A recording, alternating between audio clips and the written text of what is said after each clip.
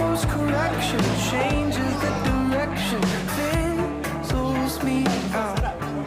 What goes on comes back around. I've been so blinded by the changes I'm hiding from replacements now. There's a hole in my heart, and it's shaped like you. Feel like I'm falling apart, but something's pulling me through.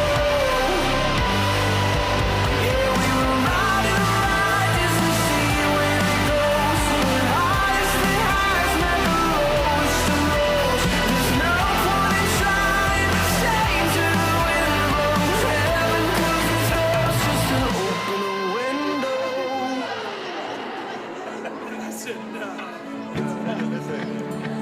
The more I run, the more I hide. I never seem to win that fight. No, I don't want a heart of stone. Too scared to love what I don't know. Oh, Jesus, come and stir my soul. Let love and mercy overflow. Fear corrupts and makes me blind. I need a light that isn't mine. Your eye, your eye. Your eye, your eye. All I. Your eye, your eye.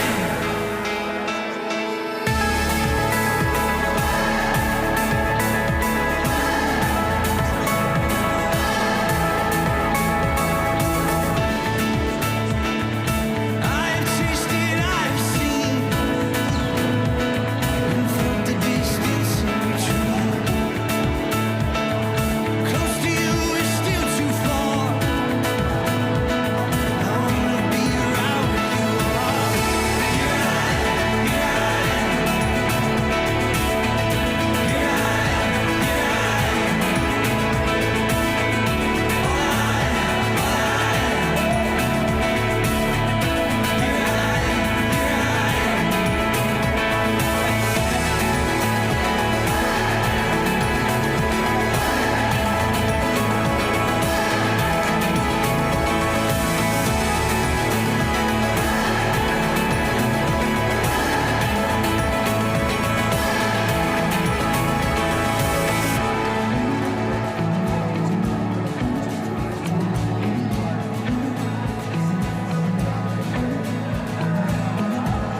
I'm on my way.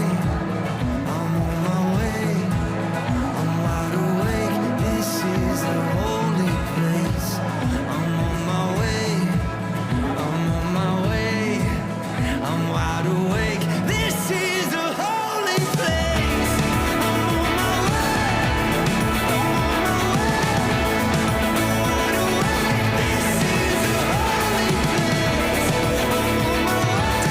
place. All right, we're going to get started in about 5 minutes. There is plenty of food.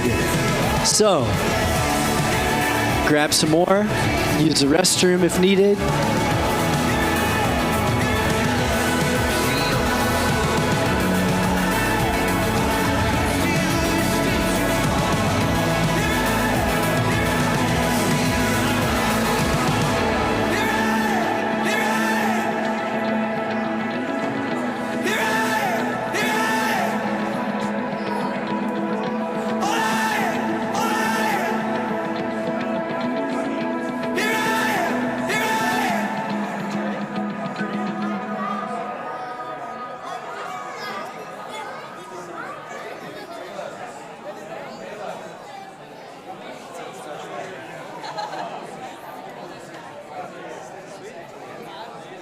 Maybe we will get to heaven and realize we were both wrong. You can throw the sharpest stone, build the biggest throne. Is there really a winner if we both have broken bones? Maybe we will get to heaven and realize we were both wrong. We're all just having risks, so why we only taste every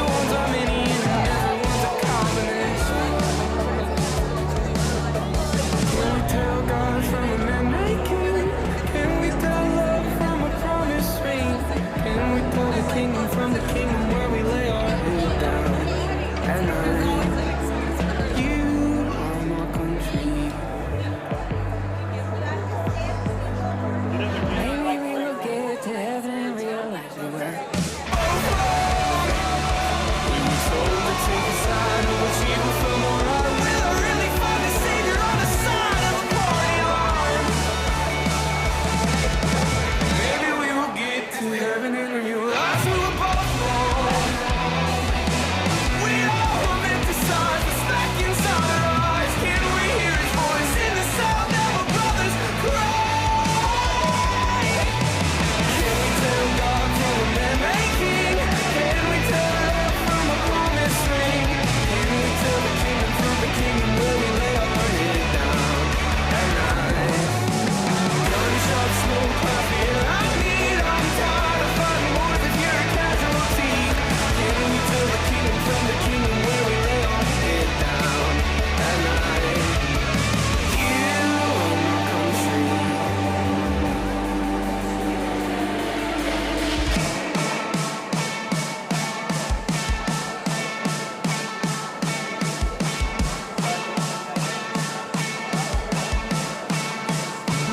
I pledge allegiance to the present, no matter what it costs. The only war I'm begging for was finished on the cross. Counterfeits and caffeine, everybody sipping on their gasoline. The stars in his hands, the stripes in his back. I say, now I see. I pledge allegiance to the present, no matter what it costs. The only war I'm begging for was finished on the cross. Counterfeits and caffeine, everybody sipping on their gasoline. The stars in his hands, the stripes in his back. I say, now I see. You are right. Maybe we will get to heaven.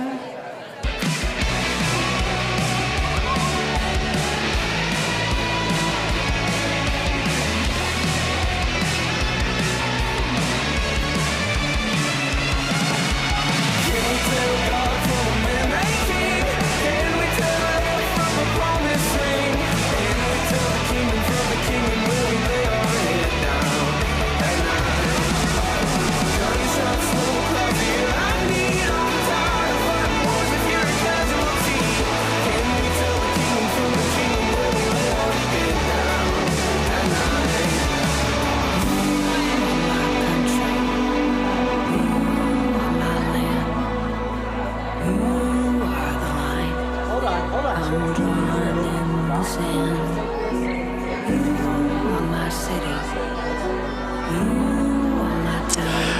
All right, everyone. We're going to get started tonight.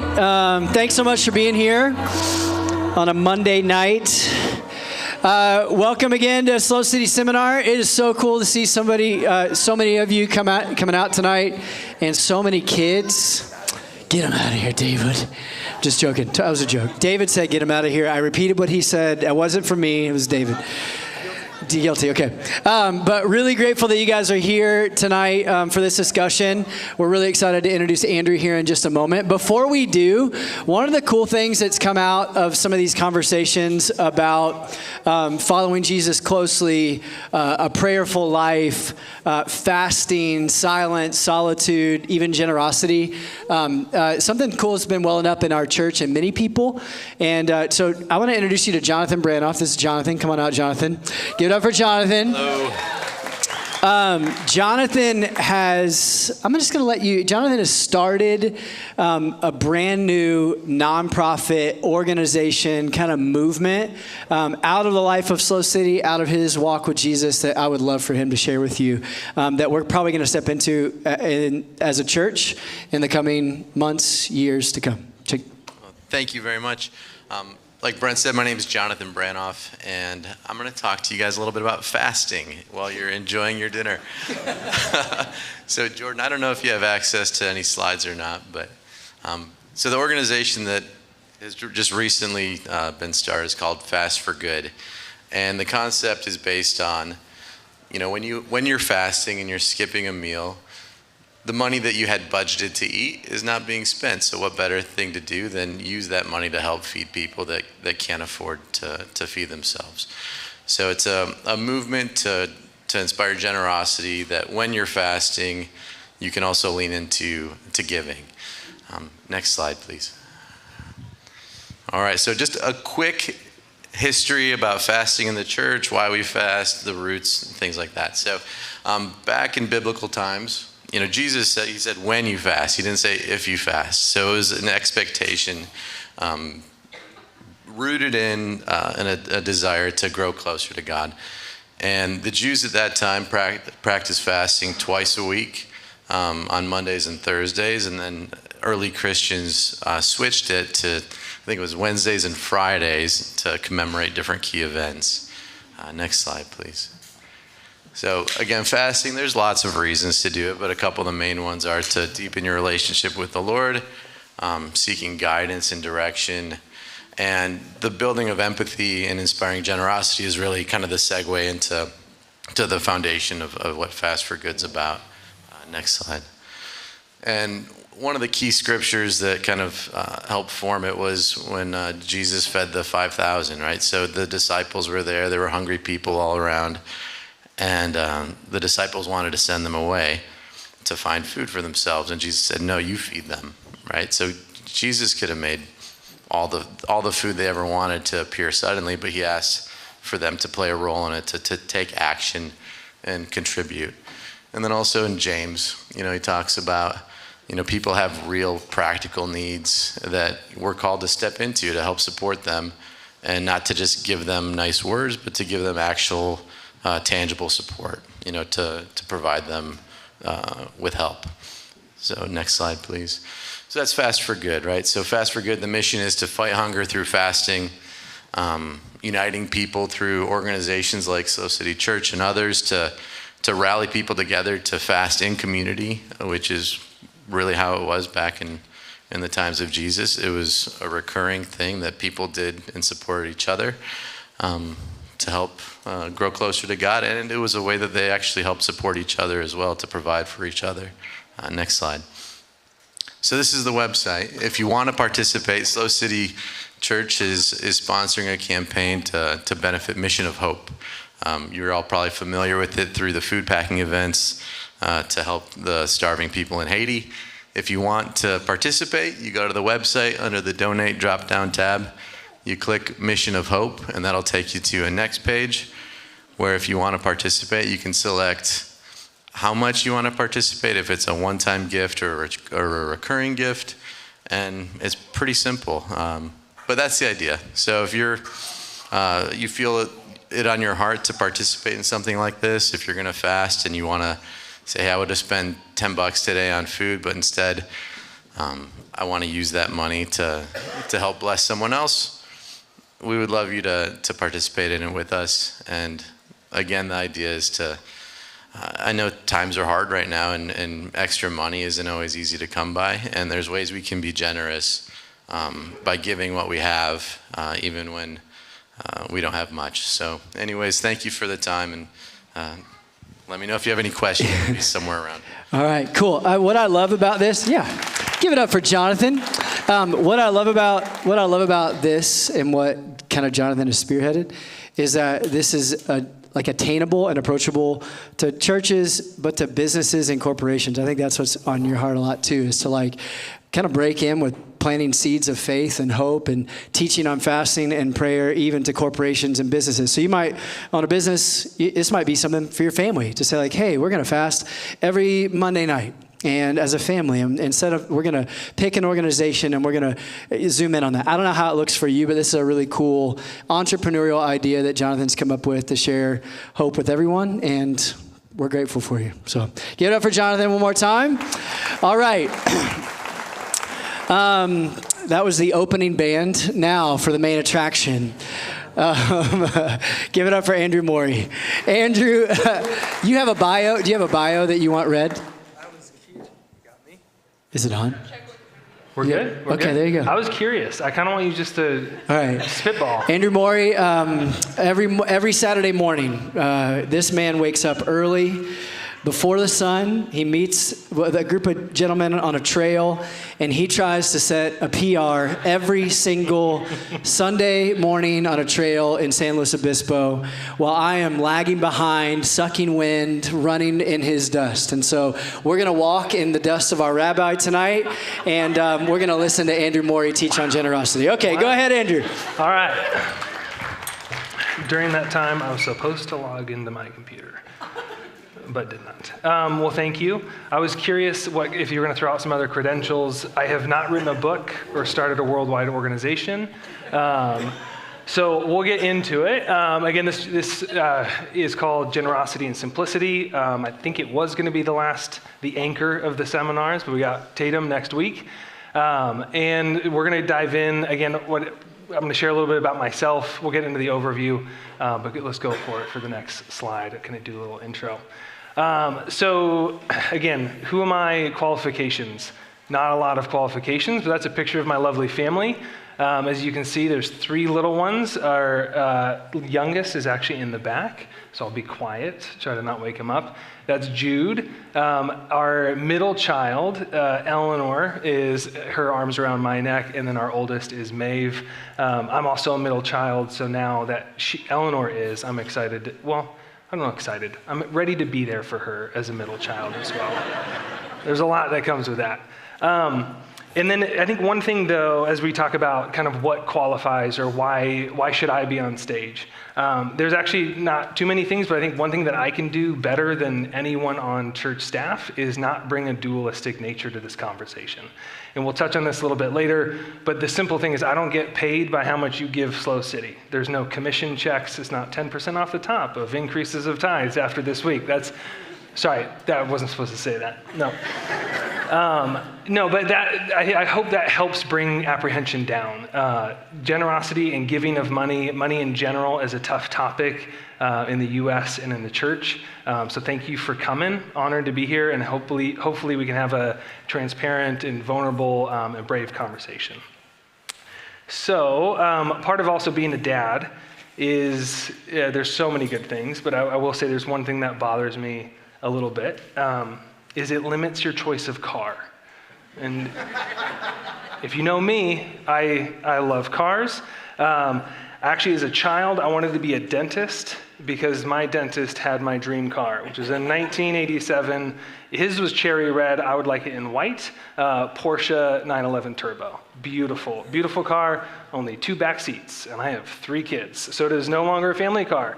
But if you've ever been to my garage and seen my office, there's actually a white Porsche on the wall. It's made of Legos. My wife got it for me for Valentine's Day. She's the best. I feel terrible. I didn't introduce her. She's in the back. That's Bianca. Quick round of applause for Bianca. So she gave that to me, and as she handed me the box, she said, "Here's the only Porsche you'll ever own."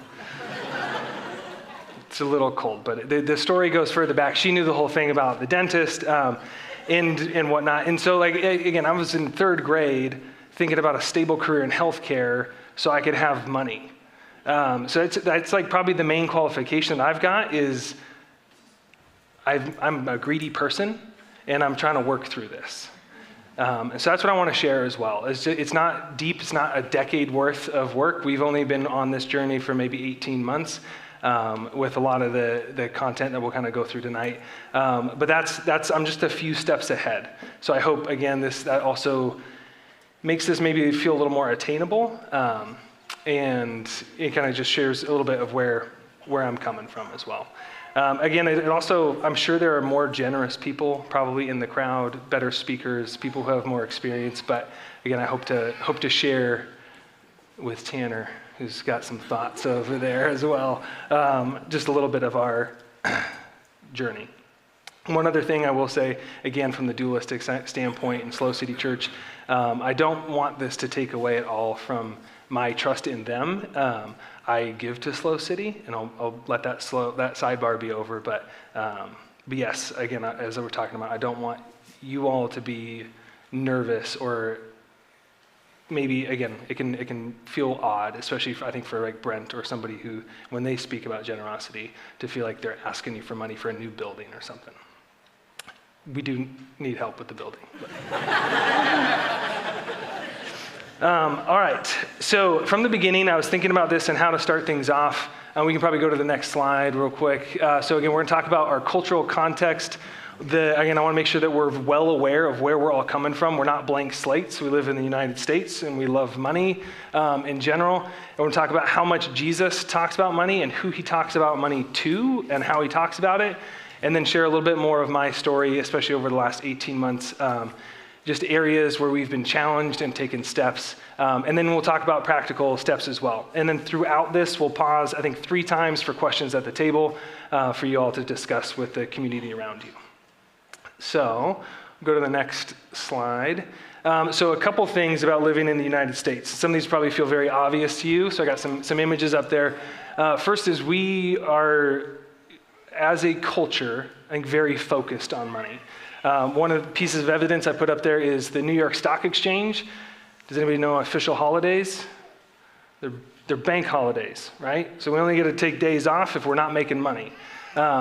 Also, I think about the US, the national pastime officially, does anybody know? Which sport would be considered the national? Or paying as few taxes as possible. I feel like that would actually unify us more than baseball. I mean, baseball has been fun, but I would say that you get more people around a table and talk about how to save money on taxes, and both sides. It's a purple topic. But the problem that the United States has, and I think this is a fundamental piece, is that for a country that claims for every man has the right to life, liberty, and the pursuit of happiness, we've messed up, we've kind of missed our way in terms of what equals happiness. See, I think the United States is very focused on more money, more houses, more rooms equals more happiness. And that's, honestly, it's not the case. There's evidence that goes against this on many fronts, and yet we still live, and I think the culture will tell us, if you want to be happy, make more money, buy another car, the Porsche. And one other thing. If you have a Porsche, you can be generous. I don't mean to judge, maybe be generous towards me, and we could drive it together. But again, I think about the US, and just the foundation that we're building on as people, as we come to this topic, is not one that's gonna be handed to you to be generous. It's gonna go the other direction. And again, I think you'll be praised more than critiqued if you're keeping money for yourself and building up large retirement funds. So I'm going to try to skip a rock through some of the resources that have been helpful for us as well. Sorry, not quite yet, but we'll move on here in a second. So a few things on that misconception that more money equals more happiness. First, studies have actually found that there's a plateau. About $75,000 to $100,000 of kind of income, and beyond that, more money does not equal more happiness, and a lot of times it actually reduces the happiness per person. So again, that is very different based on different places in the United States and whatnot. We know that there's cultural context you'd have to take, but generally speaking, once the basic needs are met, more money does not mean more happiness. There is a quote, I think it's on the next slide. This is probably way too small for you to see, but I'll read it real quick. There's a sociologist, Hilary Davidson, and Christian Smith, in their book, The Paradox of Generosity, says, people rightly say money cannot buy happiness, but money and happiness are still related in a curious way. Happiness can be the result not of spending more money on oneself, but rather giving money away to others. The data examined here shows that this is not simply a nice idea, but a social scientific fact. So it kind of hits the core of the American dream. And it really doesn't work. And there's, again, more data and more topics that we're not going to go through right now, but it's tough for us in the US that is, again, telling us to consume, to get deep as well, and then to start to live into this of how do we give money away. The other thing that the United States, I would say, is actually, and studies show this as well, is we're more secretive about money than a lot of the countries that we would compare to. So we're happy to talk about somebody else's house, or probably talk about what car they drive without them in there, but to actually have conversations about what we do with our money with specifics is pretty rare, especially in detail. I think there's a piece of it is where it's tied to your identity. of what you spend your money on or what you spend your time on says a lot about who you are. And so a lot of us, I would kind of joke about this at work, we will not show our email or our bank account to pretty much anybody.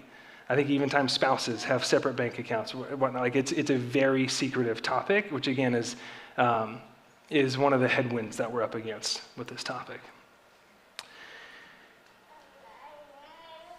The other thing, and this is with the church, is in Matthew 6, is not only, again, there's secretive in the United States about money. We're scared to share anything. And generally speaking, we are told to have more and to accumulate more. And then in the church, in terms of generosity, Matthew 6, 1 through 3, I'm going to read this again. I did a terrible job on these slides. Can you guys read it? Thank you. I should have just turned it on. All right, it says, be careful not to practice your righteousness in front of others to be seen by them. If you do, you will have no reward from your Father in heaven. So when you give to the needy, do not announce it with trumpets as the hypocrites do in the synagogues and on the streets to be honored by others. Truly, I tell you, they have received their reward in full. But when you give to the needy, do not let your left hand know what your right hand is doing, so that your giving may be in secret. Then your Father who sees what is done in secret will reward you. So my research on this topic, and this is a tough one for us, because we want to give, and then we don't want to say anything about it, give in secret, just put it in an envelope and slide it across the table. But I think what this topic is actually this passage is around the heart. Because generosity is not just money, right? It's going to be your time and your talents as well. And so if we're talking about we need to be secret about all generosity, then the hope for one is a big problem. Like we should not be doing that together. And that doesn't make sense. It doesn't pencil out. So reading this has a lot more to do, again, it says they do it to be honored by others. So I think there's a piece of this in the church that we need to rewrite, being secretive about being generous versus being humble while being generous as well. So that's I think, again, three major things. And then another, just a little bit before that, Matthew 5:14, it says, you are a light on the hill of the world. A town built on a hill cannot be hidden. Neither do people light a lamp and put it under the bowl. Instead, they put it on a stand, and it gives light to everyone in the house. In the same way, let your light shine before others, that they may see your good deeds and glorify your Father in heaven. So that kind of would contradict. If we're supposed to do generosity in secret, how are we going to put our good deeds in, like, as a lamp on a stand or a city on a hill? So it has to apply to finances as well. And so those are, I think, three things that we need to start to, again, realize that typically in the church, we're taught about secrecy. The United States is going to tell you to get more stuff and not tell about your finances in general. And then lastly, there's this problem of consumerism in the United States as well. So not just having more in your bank account, but having the newest thing, having more. This, I think I didn't realize how much this impacted me. We'll get into this a little bit more, but I think we not only buy a lot, but we spend a lot of time working on researching, figuring out what to buy. We spend time organizing our closets as well. So this consumerism is just widespread across kind of the impact of our lives. And the last thing, I think Andy Crouch articulates this really well, is this desire is not just a United States problem, but it's a human problem. It kind of goes all the way back to the garden of Adam and Eve desiring abundance without dependence. And we'll get into this a little bit more in terms of what Jesus says on this topic, but it's, I think, a good thing to call out. They're looking for the garden, for the knowledge of good and evil, but without God. They wanted to be their own gods. And I think that's a piece of what fuels that desire for more, especially in my heart, was this desire to be able to control my time, to control security, to control safety, and feeling like I could control that through money. I think that is a part of this kind of base foundation that we're probably all born with. Again, not just a United States thing, but a human thing. So that's kind of our real upper. To start off the topic of we're all probably set up not to succeed in the topic of generosity. And so I'm going to pause for a second. We've got the first section of questions, which you can talk about at your tables. We'll probably have about 10 minutes. just to kind of start to unpack some of those ideas. If it's something you've been thinking about, that's awesome. If it's brand new, but I'm just going to pause. There's 3 questions up there, so feel free to dig in and discuss. And if any table would like to share something that came up at their table afterwards, that would be amazing.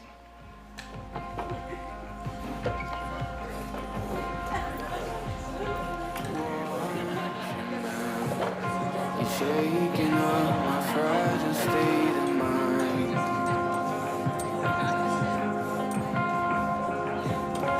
Broken glass, softly throwing stones still breaks the window.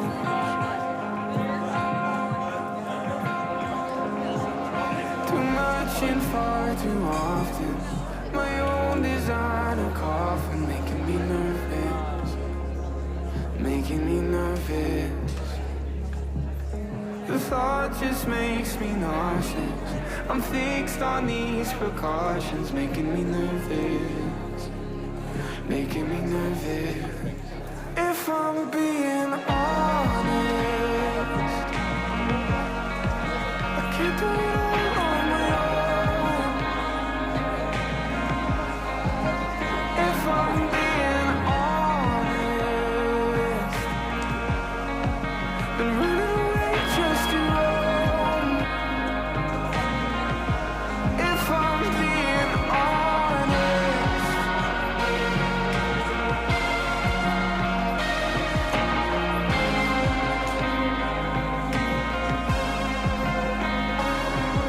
good boy, the traded curls for bags under his eyes.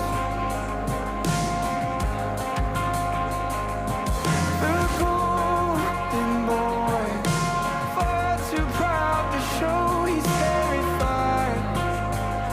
I'm terrified. Too much and far too often. My own designer coffin making me nervous. Making me nervous. The thought just makes me nauseous. I'm fixed on these precautions, making me nervous. Making me nervous. If I'm being honest, I can't do it all on my own. If I'm being honest, been running away just to roam. If I'm being honest,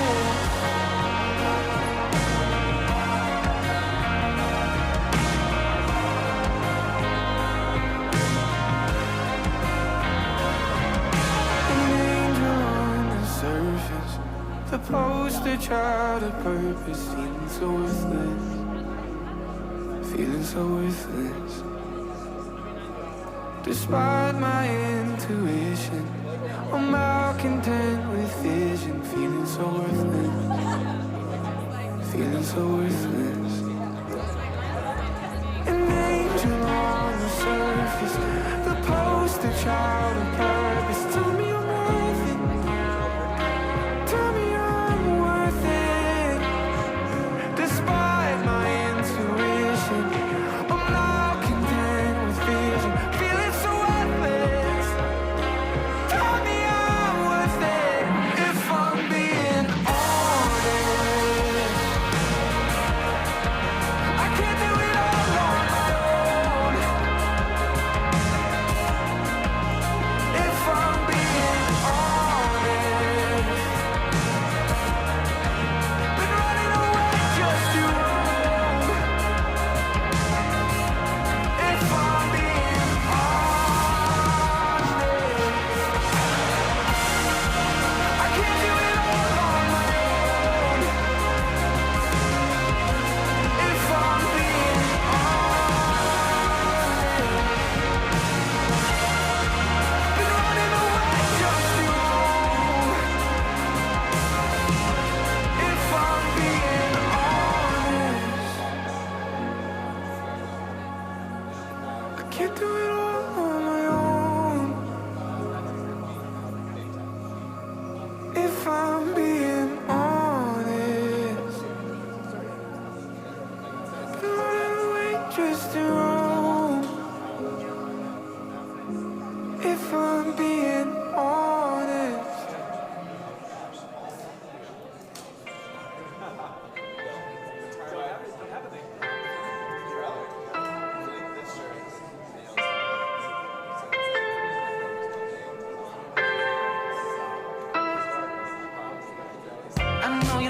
inside my bones. I cannot leave you on my home. Oh, yes. Infinity seems so strange. Your royalty holds my name. Oh, yes. God of forever, my fan forever. Teach me your ways. God of forever, my fan forever. Walk me through this place. Tell me what you want me to do. I'm forever loyal to you. Fly me to Jerusalem. Send me like you sent your son. Tell me what you want me to do. I'm forever loyal to you. Fly me to Jerusalem. Send me like you sent your son.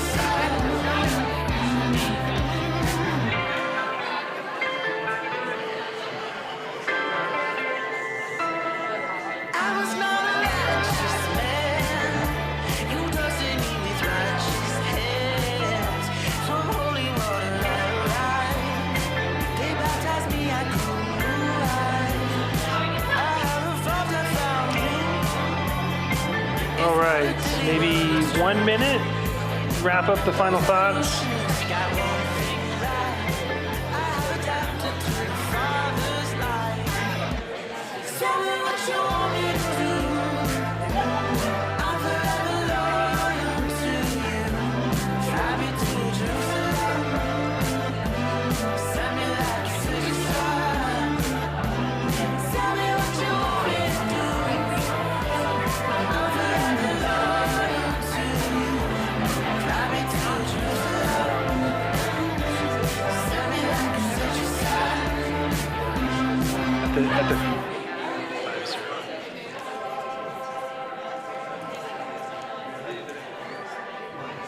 All right. We'll bring it back. Would any table be brave enough to share? And do we have a roaming microphone? Maybe just Roaming any microphone. thoughts? Should I ask random people on a 1 to 10 scale how uncomfortable they would be I if we like- I gave like full access to their bank account information on There the you screen go. right now? A little screen share? Anybody want to share just what you heard talked about at your table? Share them. So I won't say names, but at our table, we were pretty much uncomfortable with sharing our bank accounts with close friends. None of us, I think, or family. Principles, percentages, ideas, training for our kids that are now grown, that kind of thing, but not really just laying out the whole bank account. Thank you. Yeah. Anybody else want to share?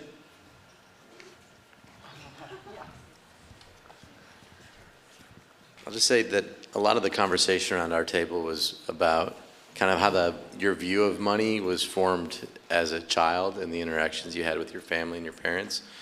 And I hadn't really thought about that before, and it makes me kind of reflect on what I'm not teaching my kids right now.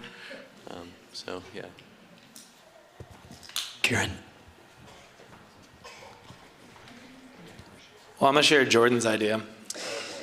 No, I thought it definitely hit home for me. Like, I think I'd be pretty comfortable sharing it with a lot of people, but then don't say anything. I think that's kind of like, I'd be a little bit more comfortable with that, but then to get feedback, to dig into it, I think brings that uncomfortability. So kind of maybe changes the question a little bit.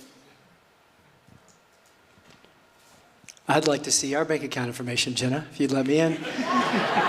Anybody else got one? I'm joking. I love it. Well, thank you. Oh. Thank you all for being brave. Oh, we got one more? One more, Joan. Yeah. I was just sharing, I'm actually more uncomfortable sharing when God has provided for me generously. Some of the groups that I work with, we experience a lot of miracles around money, and they might come back and say, I had nothing for 3 months, and then there was a knock on the door, someone saying, we've got you covered for $7,000 worth of your rent the next couple of months. And she was so in such relief, she would tell a friend and then come back and say, they were like, well, that's nice for you, and so I was like, it's actually harder to share, or even the person I'm dating, he thinks I'm crazy because he does have a lot of wealth, but I do have beautiful things come my way a lot. And I don't know, I just say I have to have my daily bread, not a lifetime worth of bread, so. Can you come give Yeah. this time? No. I love it. Well, thank you. We're going to jump in, kind of turn a little bit away from what the United States and our culture says about money, maybe our childhood, and talk more about what Jesus says about money. He spoke a lot about this, but his followers were mostly poor, which I think is an interesting thing to think about. He wasn't talking to a bunch of rich people, though he did. And so we're going to talk about, again, a lot of Jesus' teachings, and we're going to talk about one specifically around that bigger barn.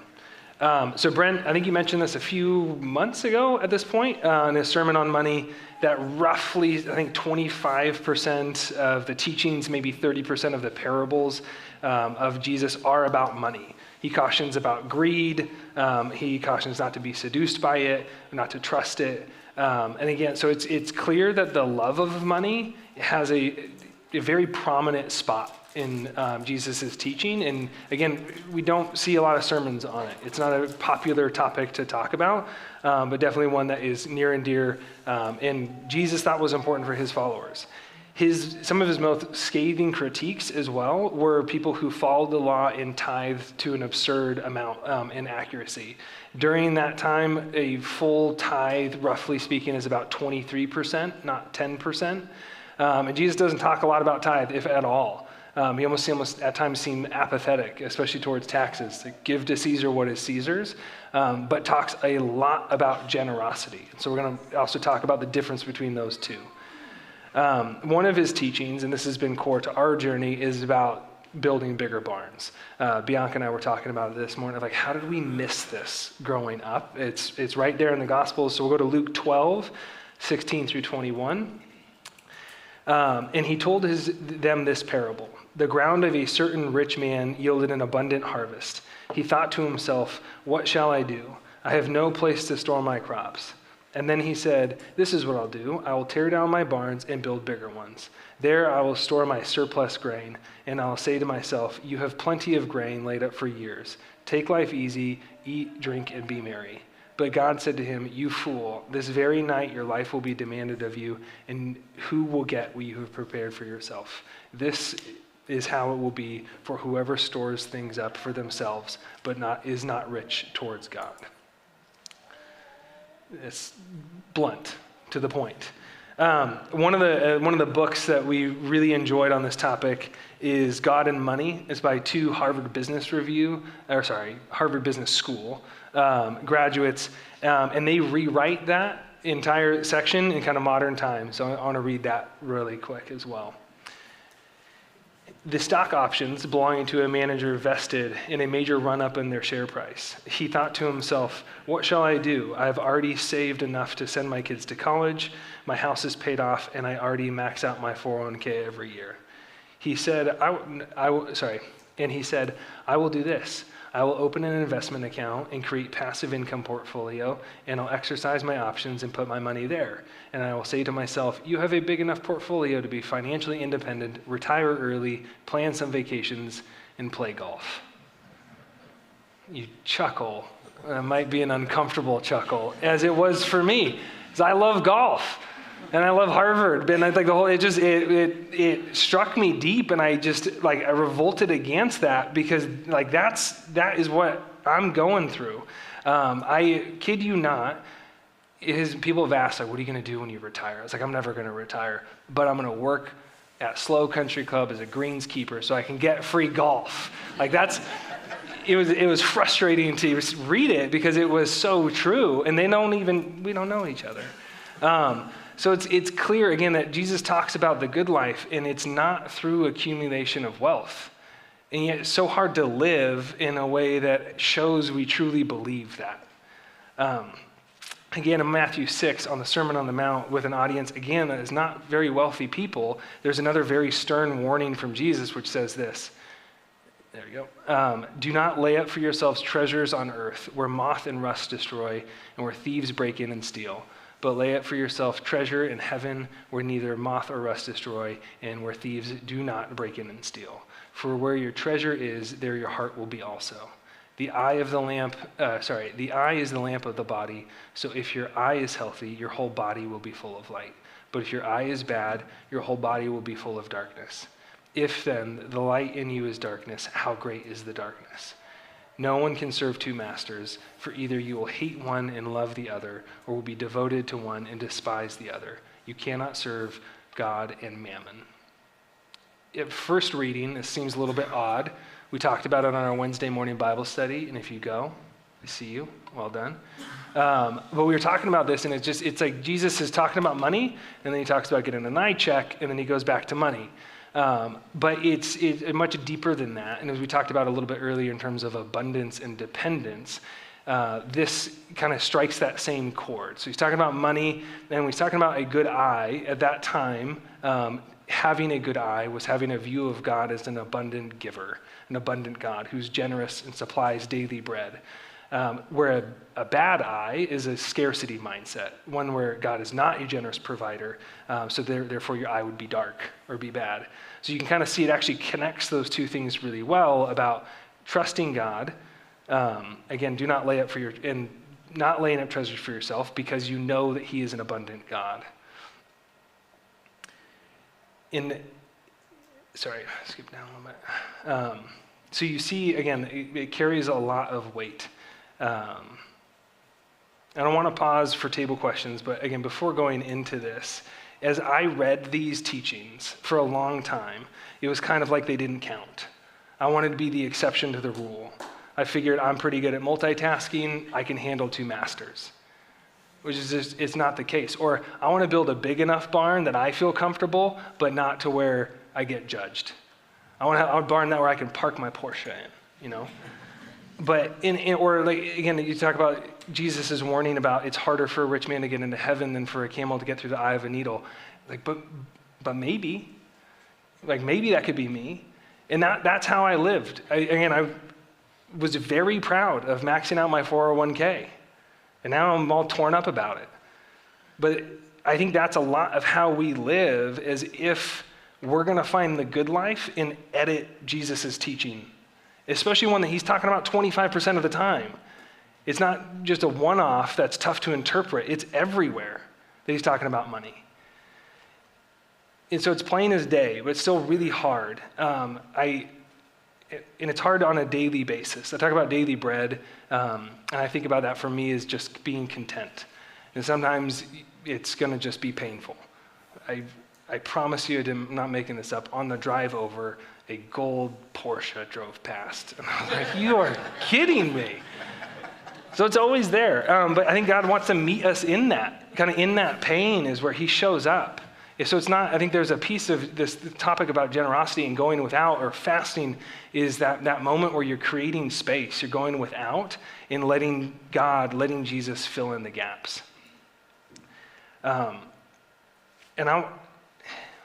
it's an easy yoke.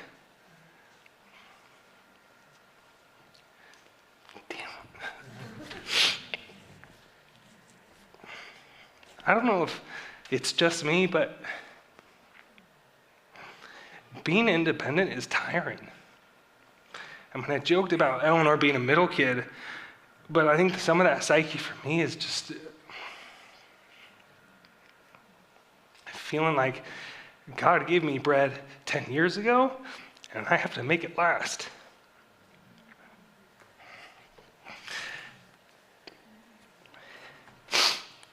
So we're going to go to the questions.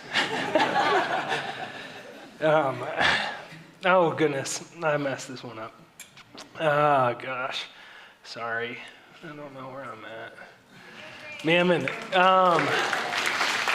Here we go. Thank you. I don't know why. All right. There's one other piece on that I want to go back to as well, in terms of when Jesus says mammon, and it is described in the Gospels, they don't translate it to Greek.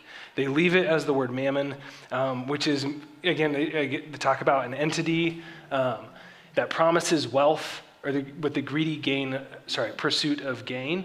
But it has more of like a demonic translation, I guess, or vibe. It's an Aramaic word that I think it means like a little god, like lowercase g. I think it means a lot that Jesus uses the word, and then the disciples who wrote it down didn't translate it, or they left it in. Because I think there's a huge part of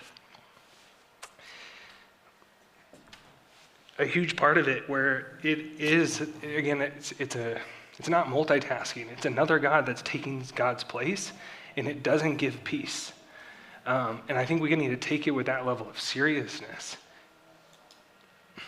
That it's not, the difference between one index fund and another, but it truly is the difference between experiencing God's provision now, or having to wait till we get to heaven. So, all right, let's go to questions number 2. I'm gonna try to pull it together.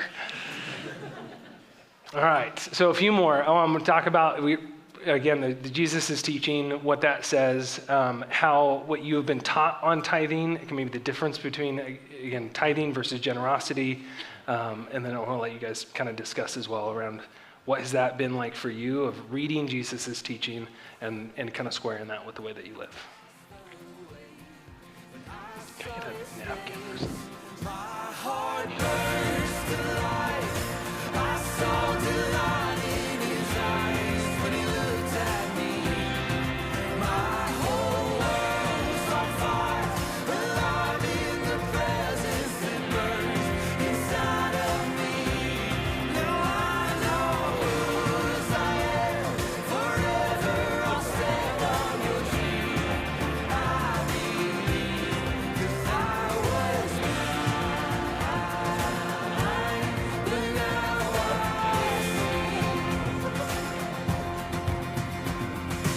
nights into daylight for me. Joy is the song that I sing. All of my days are filled with your praise. All of my days are filled with your praise. My heart burns to life. I saw delight in his eyes when he looked at me. My whole world's on fire, alive in the presence that burns inside of me. Now I know whose I am. Forever I'll stand on your truth. I believe, 'cause I was blind, but now I see. No one could ever take my song away. My eyes were opened and I saw his face. No one could ever take away my faith. My life was changed the day that Jesus came. No one could ever take my song away. My eyes were opened and I saw his face. No one could ever take away my faith. My life was changed the day that Jesus came. My heart burns to life. I saw delight in his eyes when he looked at me. My whole world's on fire, alive in the presence that burns inside of me. Now I know whose I am. Forever I'll stand on your truth. I believe, 'cause I was blind, but now I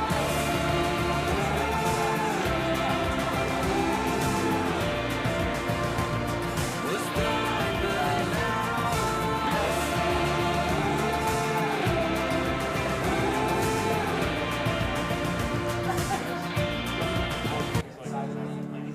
bless me, Lord, I'm fighting like a lunatic. Afraid my mind is slipping through my fingertips. I know you're good news, but God, I'm just not good at this. Will I figure it out, or is this just how people live? We all just wanna get better. We all just wanna get better. Bless me, Lord, I can't see past the things I've done. When I'm home and I'm alone, I'm haunted.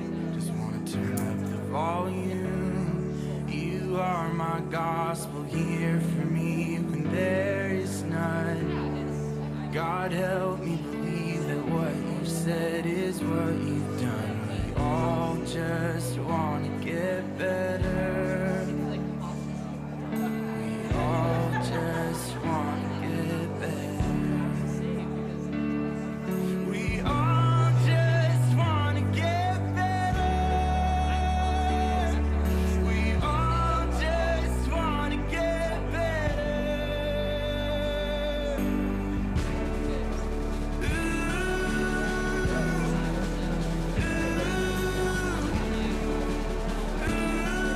We all just wanna get better.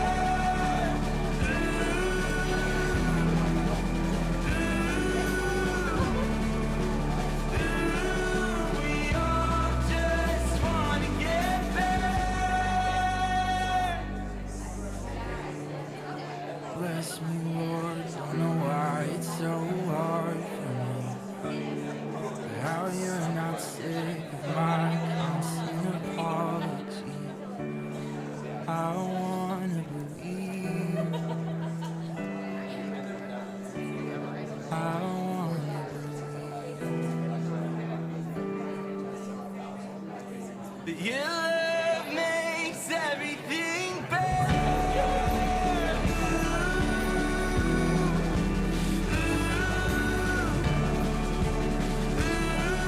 Your love makes everything better.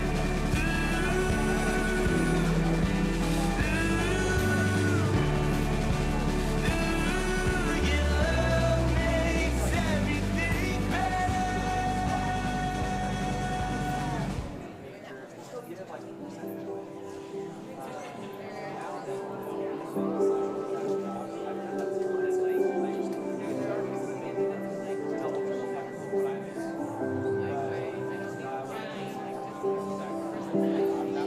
Been walking for a while. My feet are getting tired. My heart's a little heavy. But you keep me going. Been walking for a while. Mile after mile. My soul's a little weary. But you keep me going. You keep me going. You said it'd be an arrow. You said All right, it'd be an 2-minute warning. arrow. Why am I surprised when it seems I'm wrong? You said it'd be an arrow. This world will never be my home. Journey might be home, but I'd never be alone. Oh, I'd never be alone. Been walking for a while, wandering wild. You're holding me steady. Yeah, you keep me going. Been walking for a while, following the fire. 30 seconds. Wrap up the final thoughts. And it keeps me going.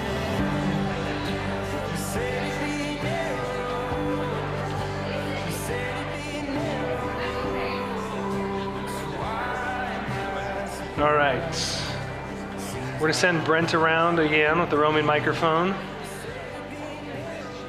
These ones are All right. they're a little spicier with All right. questions. Any answers at the tables that you want to share out loud? While I'm waiting for people to answer, can I ask you a question? Absolutely. Can you speak about that emotion just for a minute?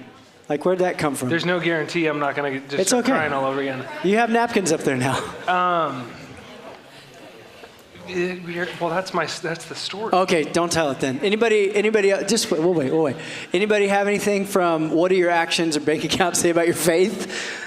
Or what have you been taught on giving and tithing that you want to share with the room? Yeah.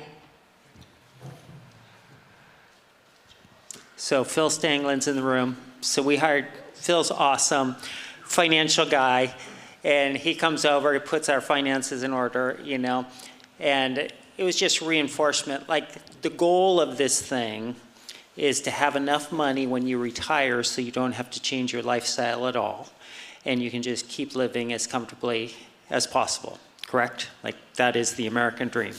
Am I wrong? Okay.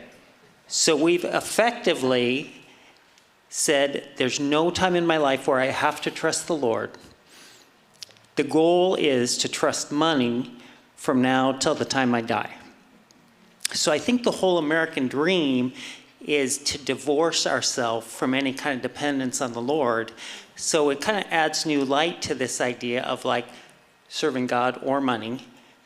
Like, the whole structure is built around serving money, you know, like, because we can be dependent on the money, and it's okay, and that's financial responsibility. Wow. Anybody else? All right, go, take it away, Andrew. I'm just going to close this. Okay. Any other brave soul?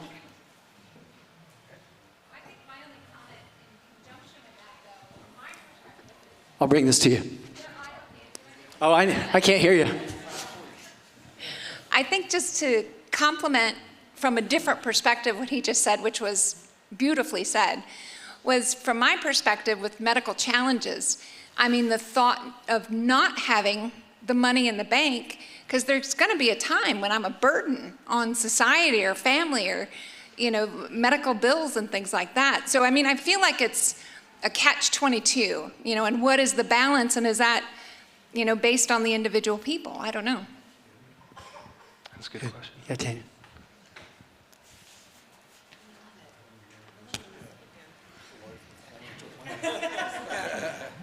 You know, I think just with Phil being a financial planner and just some of the discussions we're having lately, it's like, you know, I don't think faith and planning have to be exclusive of one another. And the fact that when you plan to be generous. I mean, it's part of your planning, you know? And so I think in order to be generous, you kind of need to have a plan, you know, so. Yeah, and as the financial planner, you know, our company is a faith-based financial services company. And so really the goal of financial planning, which is kind of unique to secular organizations, but ours is designed so that you can be more generous. So that's really the end goal. How do you plan responsibly? How do you get your financial house in order?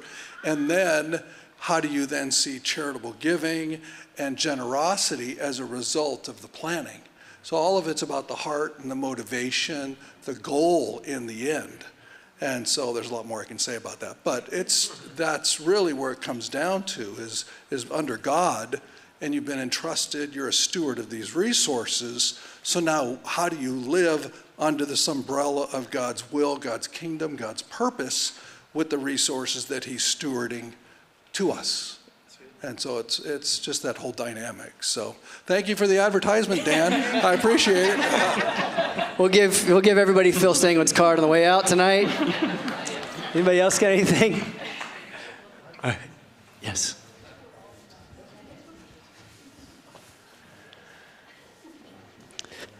Didn't Tando do a great job last week? She did a phenomenal job. Okay, it's this week now, friends. Let's focus. I was just sort of contributing around also the, sort of a cultural difference, as I'm new, here, and a huge part of our prayer lives has got to do with sustenance. I'm just thinking about maybe for an American person, it's like, pray for world peace would be like a ridiculous thing, because it's like, we can pray for it, but like, is it really going to happen? But we'll put it to God, because that's almost like my culture. Praying for sometimes even just a job is like, it's kind of ridiculous that I'm going to get employed in this kind of climate. I don't know if I'm going to actually ever be able to purchase a car, ever, but I'll shoot for the stars and I'll pray about it.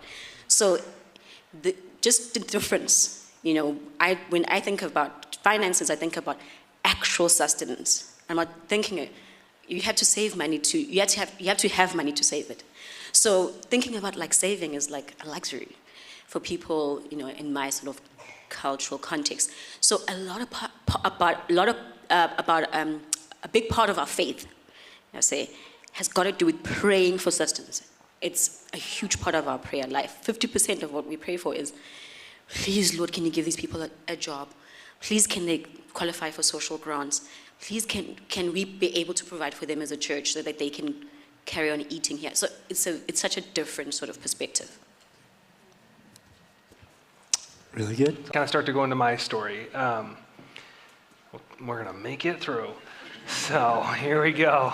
I think a part of that, to answer Brent's question right out of the gate of where is this emotion coming from, trying to articulate this, I didn't see that one coming, but I have, if anybody's familiar with Myers-Briggs or the strength assessment, my 1-2 is responsibility and achiever. So it's hard for me to trust anybody.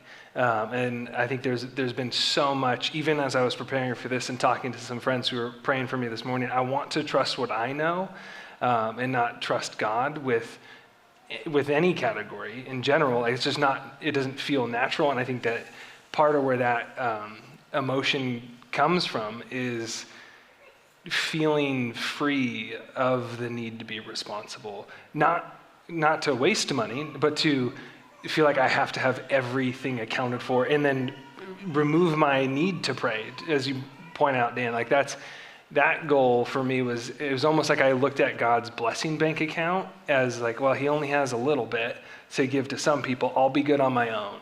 I'll see you at the finish line, which is silly. Like that's not the case, but that's the mindset that I was bringing in even 12 months ago. I'm trying to unpack. So that's kind of, again, a little bit, this is where I would say the journey of generosity started for us, was about 18 to 24 months ago. I say us, this has been one for Bianca and I together, shared bank account. I could not have done this or would not be on the stage without her as both a thought partner and somebody who is taking risks with me in terms of generosity. So she's the better half, the brains of the operation for sure. And in this all started, we listened to a sermon from a church up in Oregon called Bridgetown, and there was a sermon on the rich young ruler. And where that kind of landed, I think to your point about a lot of Americans are thinking about what second car to buy. So it's a unique place, but it puts us in this position of we are the rich young ruler.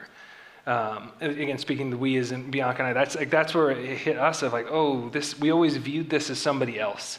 This is the CEO, this is the people with extra beach houses and whatnot. But especially compared to the global standard, we're way above.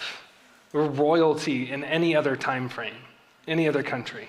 And that kind of started to plant this seed, and it seemed like every podcast that we listened to was about generosity. Like, we're doing a 4-part sermon or series on generosity, or here's another book on generosity, or a podcast with the authors of the book on generosity. And then Brent's preaching on generosity. And it's like we couldn't escape this. And it felt like God was helping guide us, maybe bombarded with the topic, but it was everywhere we turned. And throughout that, like, it started to help us re-look at the tithe. And so I put that question in there for a reason. And I want to follow up kind of what our mindset shifted was, at first it was we give 10% so we can spend the other 90% on whatever we want. It was, here's my monthly dues, and now I'm going to, whether it's a nice vacation or new clothes or Jordan ones in a special colorway, whatever they are. Like that was the mindset. I give so I can keep.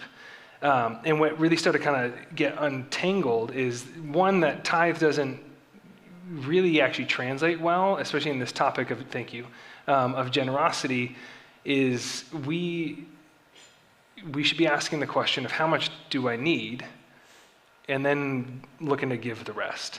And that's a complicated conversation for a lot of us. But that started us on this journey of starting to think about, like, well, how much do we actually need in retirement? How much do we need in terms of the size of our home, or what do our cars look like?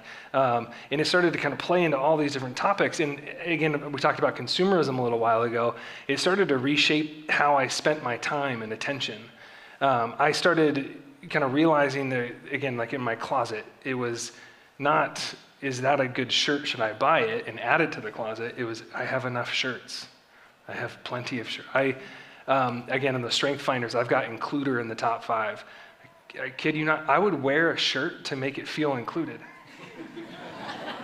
My mom always had this thing, is the 20 cents rule, is you should use something enough times to where it only costs you 20 cents per use. So I'm doing the math in my head. I'm like, I got to wear this shirt 16 more times to use it up. Like that was going through my head. And now it's starting like, no, just give it to somebody who actually needs it. Give it to an organization that can repurpose it or sell it, and they can give that money to something good, and just have what you need.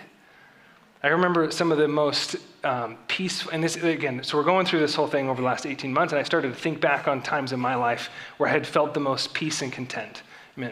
One of them, I worked up at Hume Lake. I was there for a year, and our monthly payment was $50 a month. If anybody's heard of the Joshua Wilderness Institute, I did that. It was a lovely time. I highly recommend. Happy to talk about it. But that time was actually very peaceful. I worked 6 days a week, had no money, but didn't need anything. Every meal was covered. I didn't have to think about if coffee was going to be made.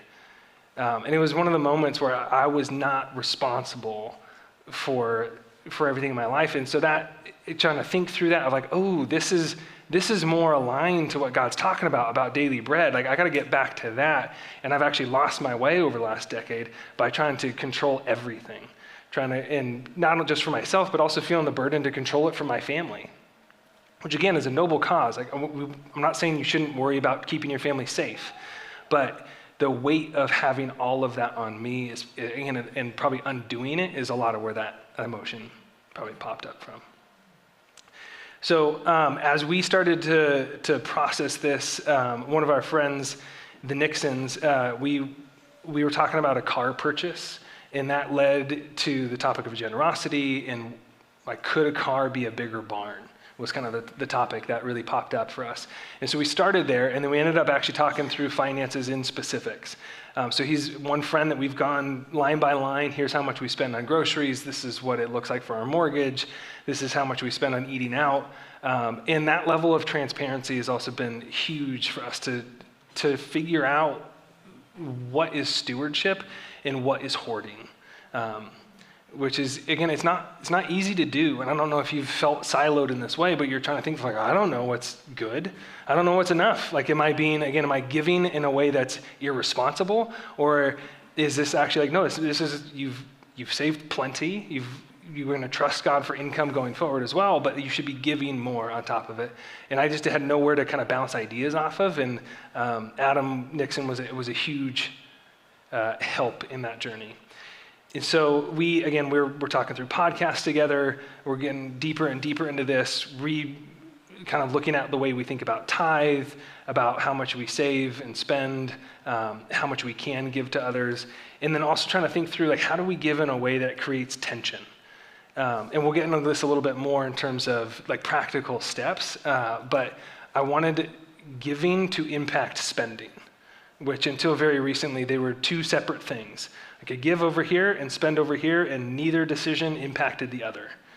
And I think it's until recent times for us, is like those start to make a difference. And so it kind of always, I'm like, I could save $50 a month by making coffee at home. and I could give that. I was like, well, it didn't actually mean anything because my coffee spending habits had no impact. There was margin between still. So that's another piece is we're trying to lean into how do we give in a way that we're going to feel. Again, not saying don't plan, not saying don't be irresponsible, but lean into that little scary section a little bit. Again, one of the other big pieces for us is we stopped using I put this image up there, the term net worth. Talk about how much your identity is tied up in your money. I don't think using that term is helpful. It's like your personal worth is probably how we interpret that more often than just net worth. So the phrase that we kind of brought into our vernacular is assets under management. Which has kind of helped us think of it, and it's that reminder. And I love practicing the way. I love this series, and I feel like it's a little practice that helps reset the truth about money, that we're not supposed to be barns. Resources aren't supposed to come in and stop. Like we should be a conduit. We are gonna make it.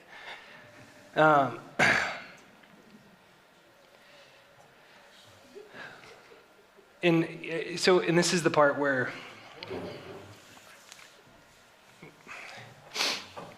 it's like generosity was a portal to being God's friend, not like a branch that he sent out to go create ROI on their own. And I brought a whole stack, so it should be fun. Oh, gosh. I was trying to explain this and talk it through with Bianca that I don't think I believed God wanted to be my friend. It was more just like we could have our one-on-one meeting every 30 minutes once a month, and he'd check on my metrics. Which again, I come from corporate America, I work at Stryker, I love Stryker, but it's tough to undo that. And it's not a life of trust. And this is all happening in this last summer. Again, I love Stryker, been working there for 8 years, but it was a rough summer. There was a season where I did not know if I was gonna have a job. I didn't know if I was going to get fired or if I was going to quit or if those were going to probably happen on the same day.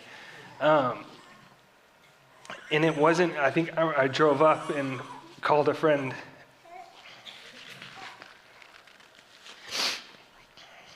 And I wanted to lean on the Holy Spirit.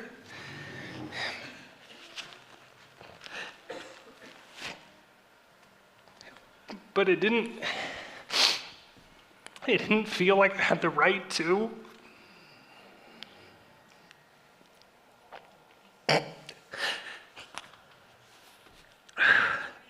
We're gonna make it. Does that? It's like, again, I had so much built up in the bank account and I had so many other plans. I wasn't even treating Jesus like he was the smartest person in the room. It was like, here's actually my backup on backup on backup. And so it kind of started to hit of, like God gave me the job, he can take it away.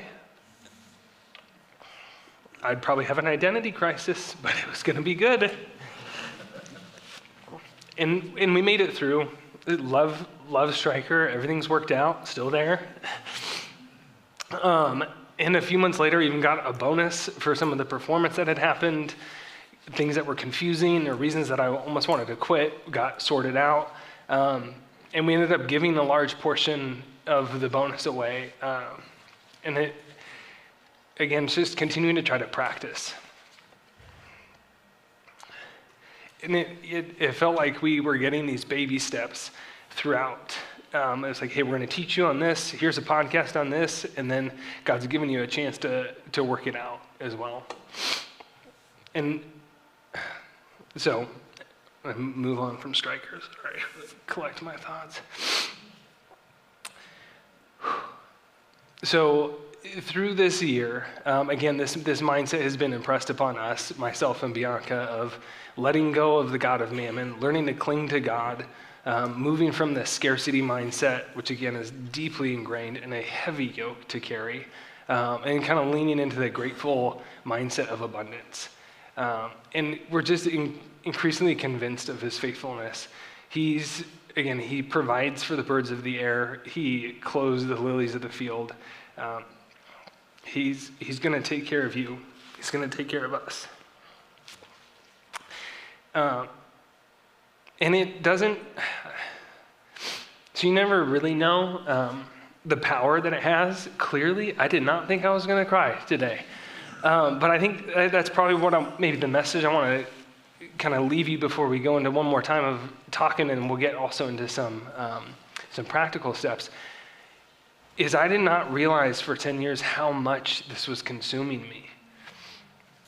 Like it was every morning, I don't have Twitter, it's never been for me, but I would wake up and check the stock market and check bank accounts. And the weight that I was holding in terms of what jobs I had, or again, how the job and then the income that would come with that was tied into my identity, it's so heavy. And so that's what I want to encourage this group with, is you got to start somewhere, and you don't know what you're missing out on.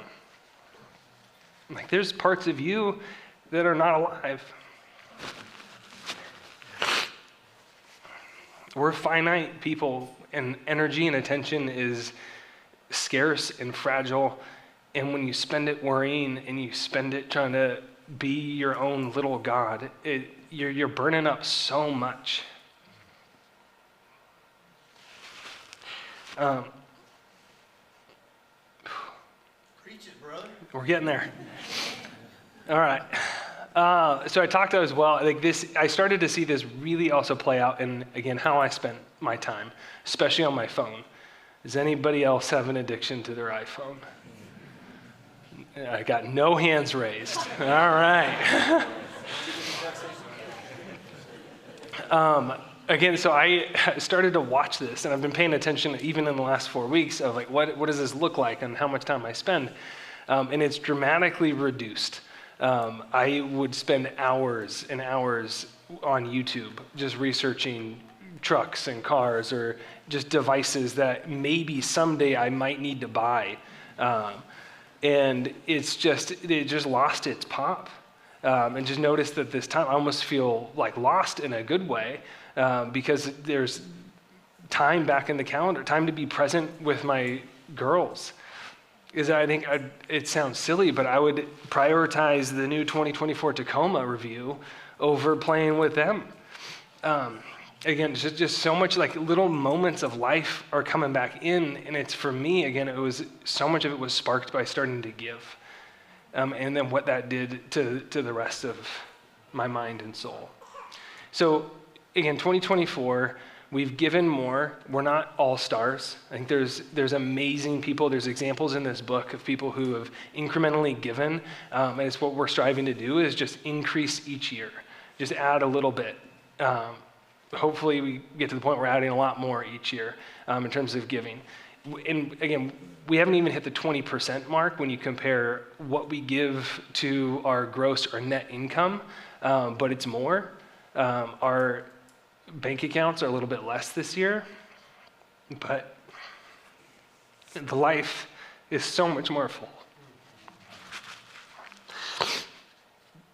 All right, we're gonna get into some practical stuff. So where to start? I think this is the next slide. There we go. First off, just respect your foundation. Y'all are starting in a different spot. So each of you has a different upbringing. You've got different teachings. You've got different kind of views on the budget, or how you budget, if you budget at all. But just understand, again, that you are starting in a unique place, and trying to skip ahead is not going to work out well.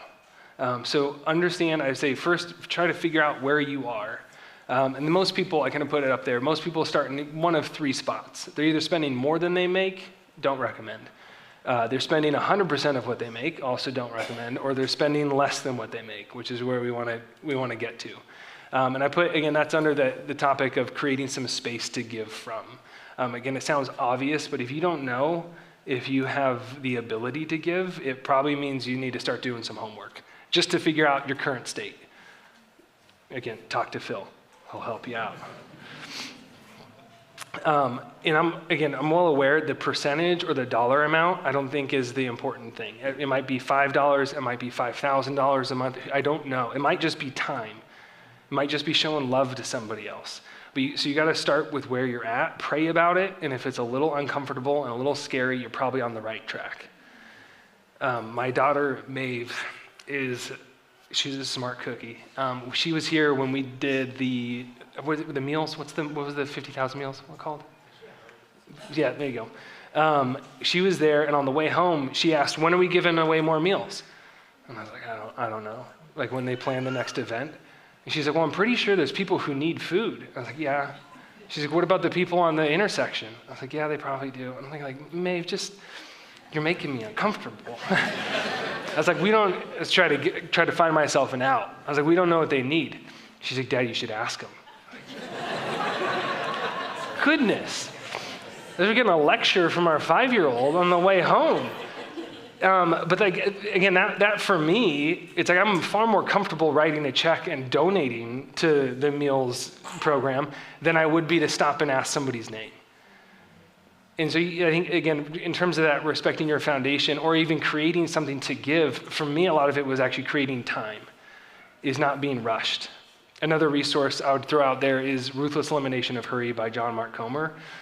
He talks about love and hurry don't mix. And so it's going to be different for everybody. I think slowing down, spending less, and looking around is going to be key for everybody. And so I want to talk a little bit about simplicity. It was in the title, so you can't just skip it. One of the ways, again, we talked about reducing hurry, but one of the ways you might need to do that is actually through the practice of simplicity, or some would call it minimalism. I first found this with Maria Kondo and the KonMari method. Anyone familiar? Got a few nods. A little Netflix series. I did it because I like things to be clean. This was before the generosity kind of journey for us. So we leaned into simplicity, started getting rid of things and tidying things. And again, it kind of felt empty. Same way that, again, being frugal without generosity just feels like you're being stingy. But we started to practice things, and it was kind of this foundation that kind of almost went dormant, and then we started to get into generosity. I was like, ooh, this is starting to make more sense. So now I actually practice a few different things. This last year I practiced a corporate America, 3 months, 90 days, where I only buy consumables like gas, food, whatnot. I try to buy nothing new. So just to, again, practice, I think we're going to do it again for Lent this year, where your goal is actually own less things after a 40 or 90-day period. Start giving them away to somebody who needs them. I started using a capsule wardrobe, which is why Brent and I always match with our pants. This is in the capsule wardrobe. I actually had a conversation about this with a friend about buying quality and not buying a lot or quantity. If you think about Jesus's coat, they cast lots for it. It was really nice. The Roman guards wanted it. So he probably practiced a capsule wardrobe as well. He wasn't buying cheap stuff, but he's buying something probably with a lot of thought as well. But what that does do, again, it creates both time for yourself, because you're not consumed shopping, but it also is creating space in your budget as well, something to give from. I kid you not, I counted all of the socks, and I wanted to answer the question for myself, how many pairs of socks is a good number of socks, and line them up by category. This is a little bit into my brain, but it helped me. Again, answering that question of what is enough, I needed to do that, and it stressed Bianca out, but she's still with me.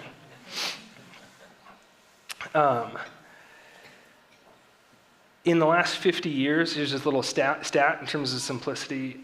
Home sizes have doubled and families have shrunk in half, and yet we still have enough square footage in storage units for every American to have 7 square feet to themselves. It's a lot of space. Then again, in that book, Ruthless Elimination of Hurry, John Mark Comer quotes a French sociologist, Jean B. We're going to stick with that. And she made the point that the Western world is used materialism has become the new dominant system of meaning. He argues that atheism hasn't replaced cultural Christianity, but shopping has. Simply put, I think simplicity and generosity go hand in hand.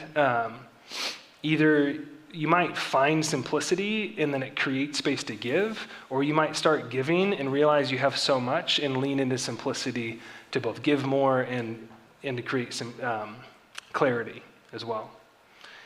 So the second thing, after you've kind of, again, respect the foundation, you got to create something to give, is align with your passions and trust. I'm going to give a quick plug to Compassion International. There we go.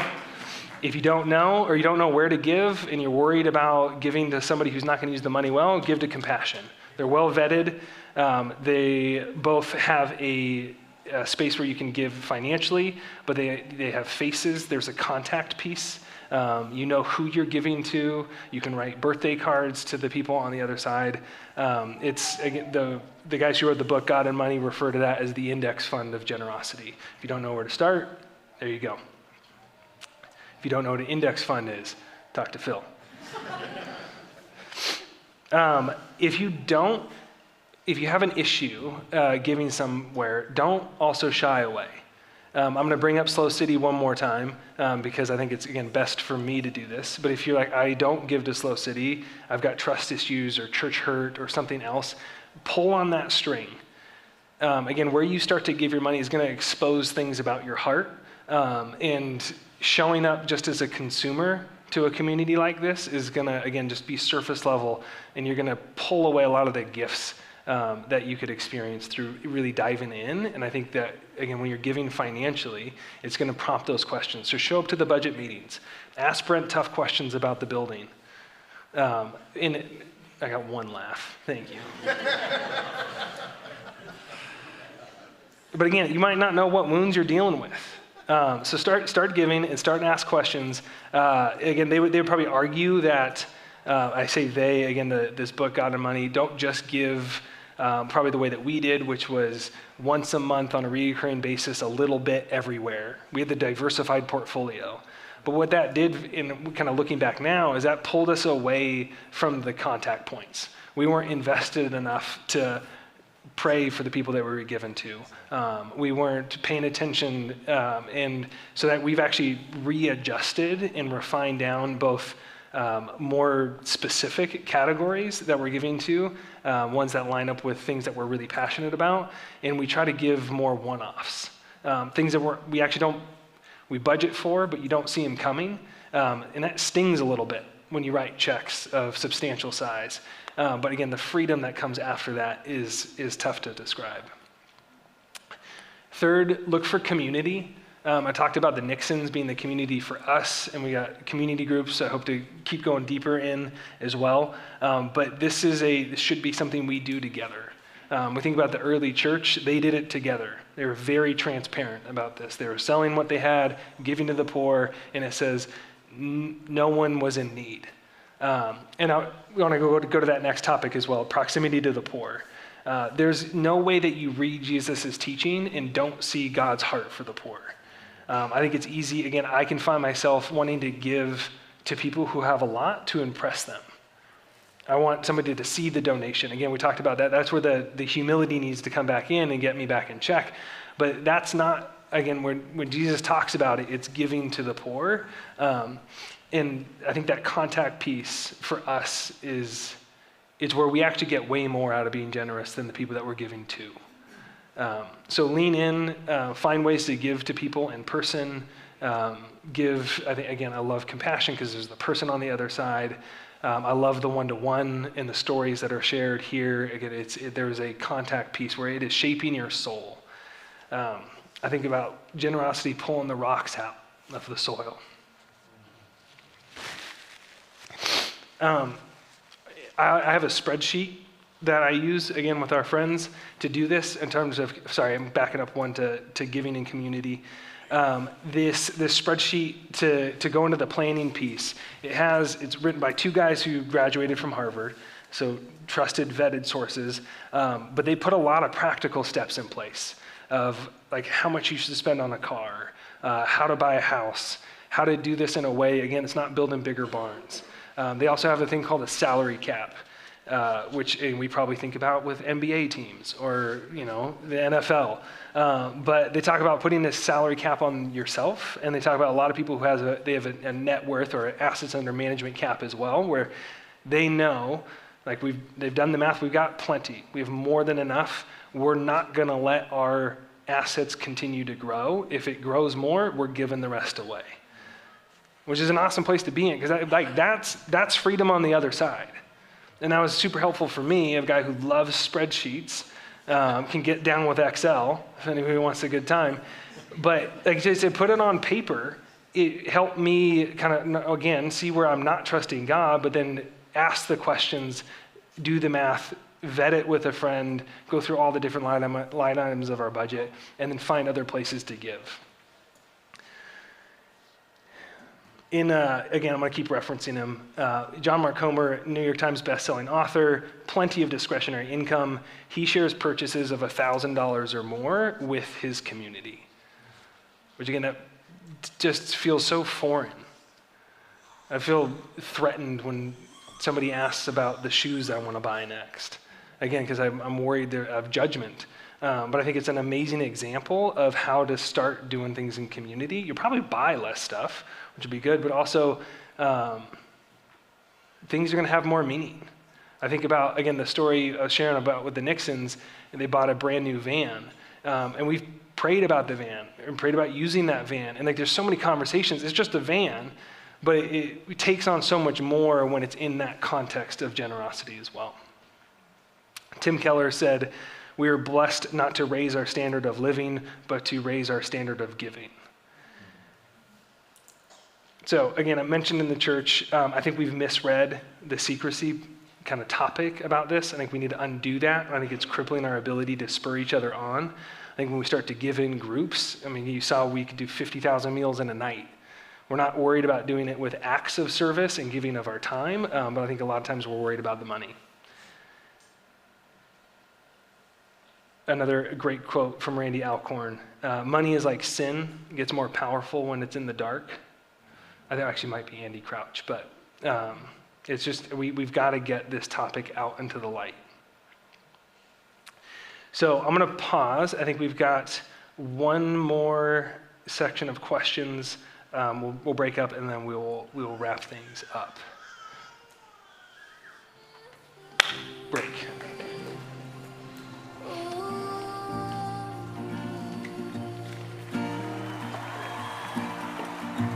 Feels like 40 years since I saw that burning bush.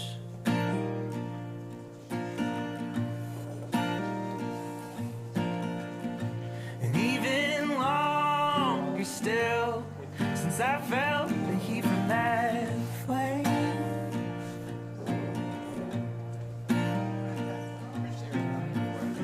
If I'm being honest with you, I sure hoped there'd be a few more of those along the way. But I still believe you're here, even in the waiting.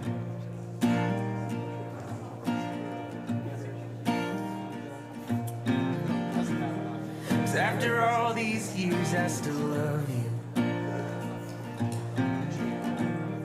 After all these years, I'll still praise your holy name. 'Cause even when I've lost my taste for manna, it comes from heaven all the same. Every day, it comes from heaven all the same. It feels like 40 since I saw you split the sea.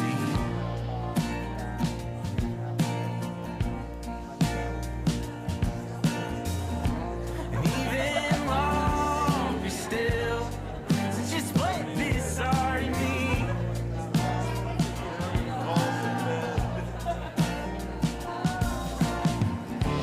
I don't know why some days I just get so afraid that meeting you was just a dream.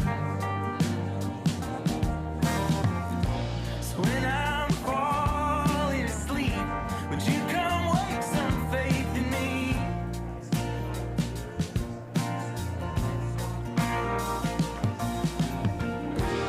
'Cause after all these years, I still love you.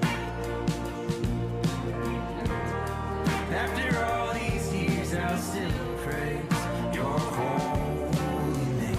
'Cause even when I've lost my taste for manna, We're gonna go one more minute. These are good questions to take back to your community groups.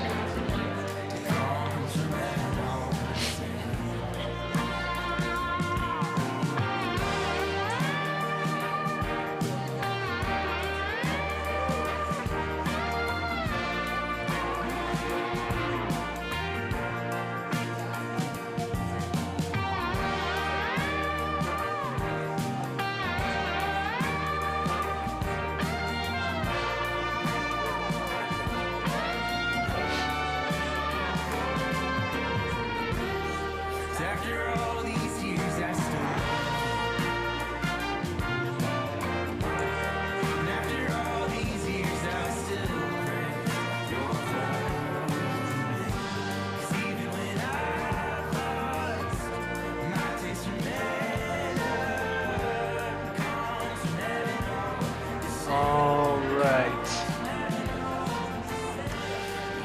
We're going to bring it back. I'm going to do my best to put a little bow on this, and then we'll open it up for questions and respect all of your time and get you out of here by 8. So as Brent mentioned before, as we were getting up here, we run on Saturday mornings, a little group of us. This is a picture that I took a few weeks ago from the M on Madonna. And it's a lovely time. At about 9 p.m., the text thread starts firing as we start to figure out where are we going to run. We go on a little 5 to 6 mile loop. Sometimes we get coffee, bring it back to our significant others, and the good conversation can be heard throughout at least the downhills when we're not just trying to breathe. I've fallen in love with Saturday mornings. This is the part that I thought I was going to cry. If you ask any of the guys, they know that there's probably a point near the end where I can't slow down, where I just have to run.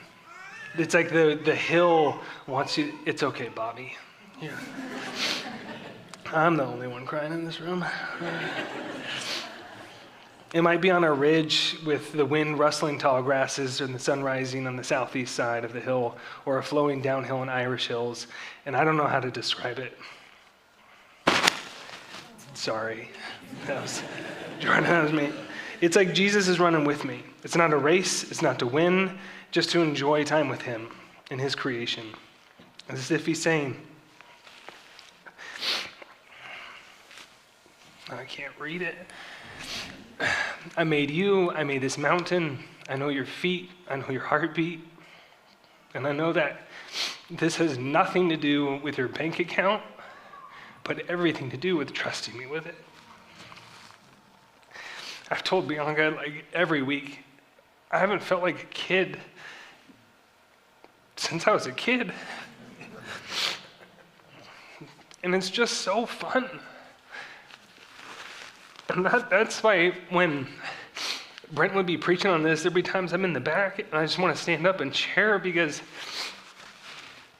I don't want y'all to miss out.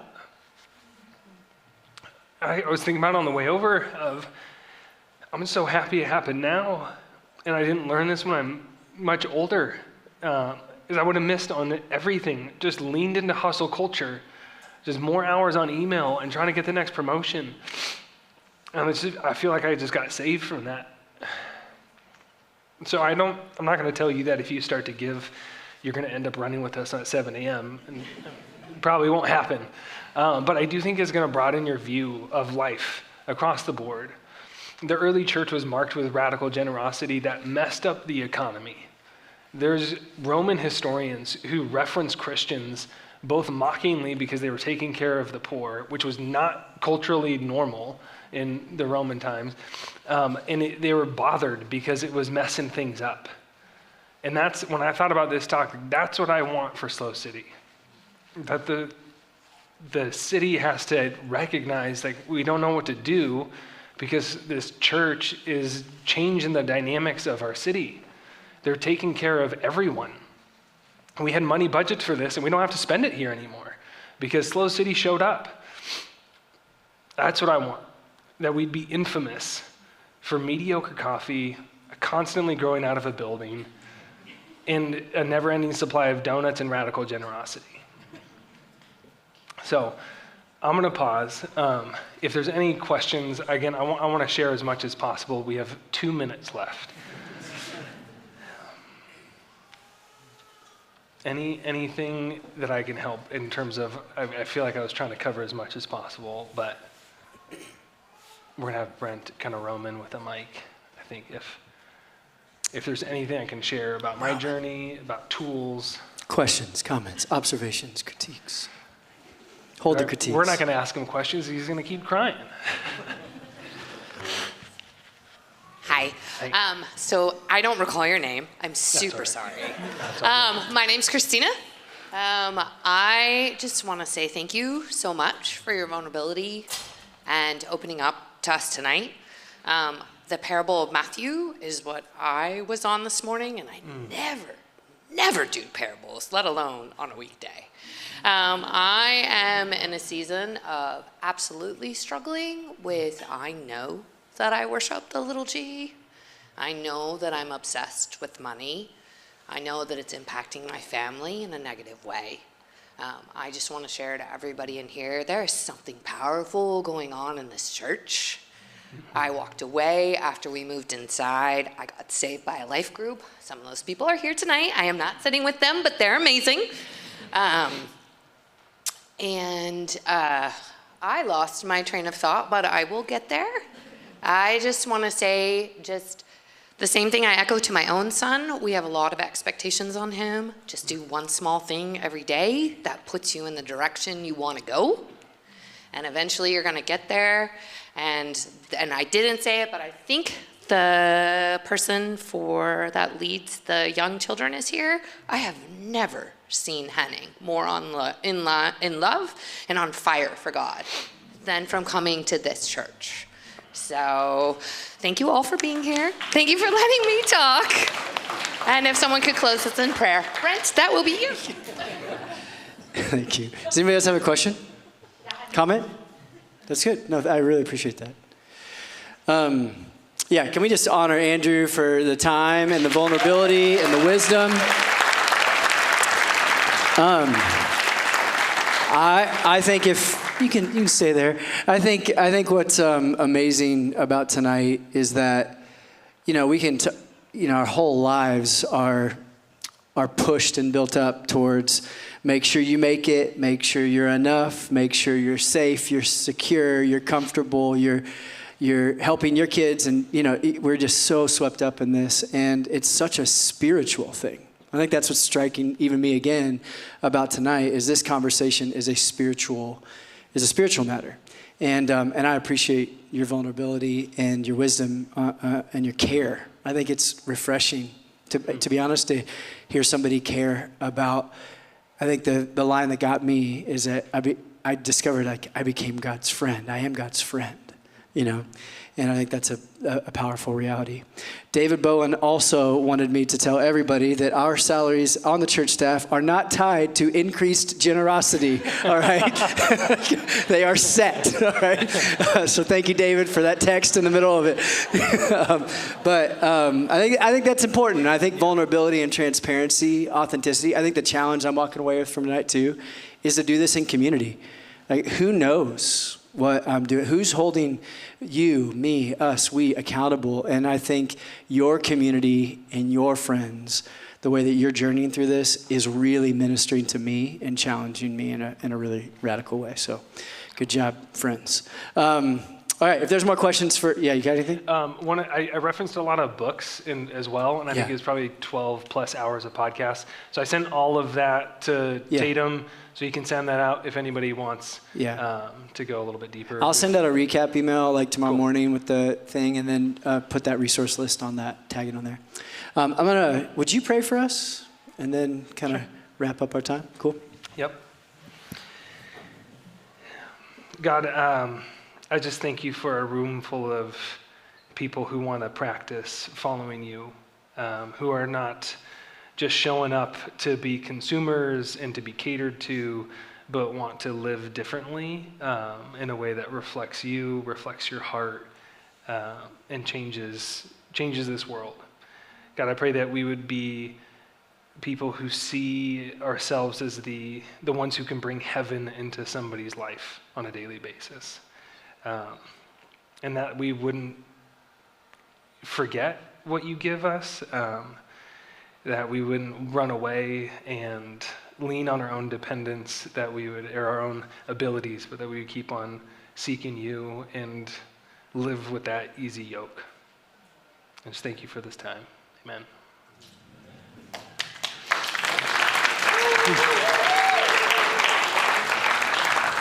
All right, you guys, thanks so much for coming. Next Monday, Tatum will be up teaching on race and the Gospels. There's a second registration for that on the website. It would help us if you are coming to RSVP for that for food. If not, we'll just order a little bit extra. But have a great week, and we'll see you later.